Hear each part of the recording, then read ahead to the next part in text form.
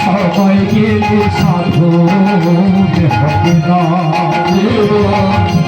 সবাই গেলে সাধু হবে না। থাকিতে দিনে ভজন কেন করলি না রে মন, কেন করলি না?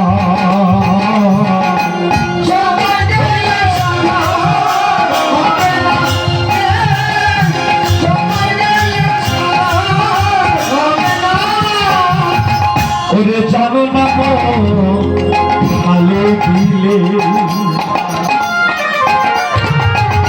ওরে থাকে না জল শুকালে, আর জানো না ভালো দিলে থাকে না জল শুকালে। ওরে জানো না ভালো দিলে ওরে থাকে না জল শুকালে,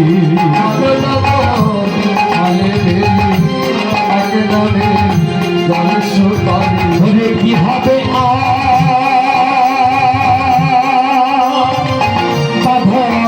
বাঁধনে দিলে মোহনা শুকনা রে মন, মোহনা শুকনা।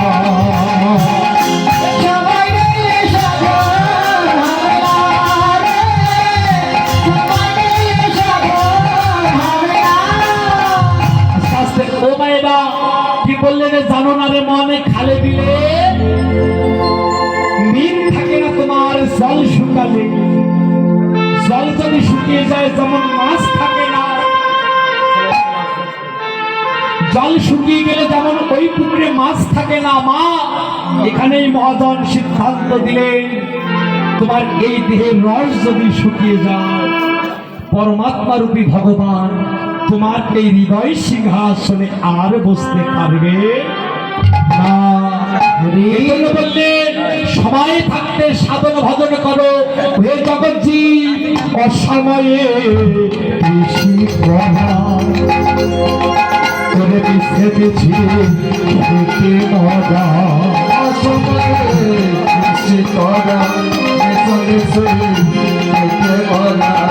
অসময়ে বেশি করা করে মিছে মিছি খেতে মজা, অসময়ে বেশি করা মিশে মিশে খেতে মজা।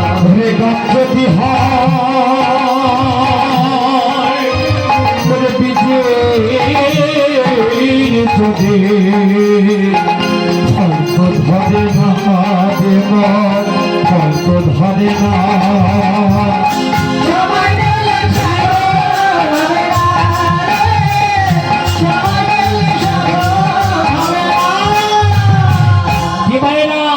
বলেন অসময়ে কৃষি করা আর মিশে মিশি খেতে মরা।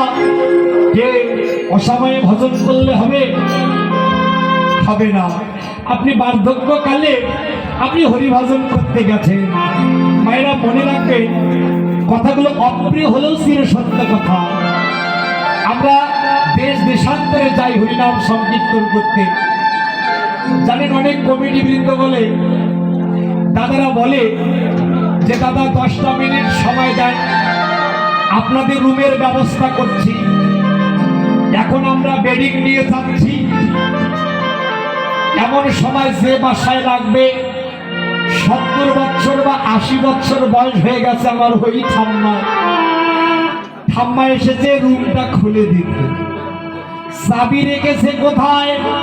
চাবি রেখেছে একদম অঞ্চলে এমন করে গিট দিয়ে, এই চাবি যেন আর ওই আসল থেকে খসে না পড়ে। মায়েরা কথাগুলো মনে রাখবে, যে বয়সে আপনার হরিভজন করার কথা, যে নাম কীর্তন করার কথা, ভগবানের নাম স্মরণে রাখার কথা, সেই বয়সে আজকে আমরা কি করছি?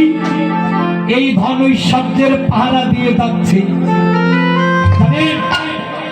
একদিন দেবর্ষি নারদ এক ভক্তের বাড়িতে ছুটে গেছে। ভক্তের বাড়িতে ছুটে গিয়ে ওই ভক্তকে ডেকে ডেকে বলছে, ভক্ত এক কাজ করো, আর এই মর্তলোকে থাকার তোমার কোনো প্রয়োজন নেই, তুমি আমার সঙ্গে বৈকুণ্ঠে চলো।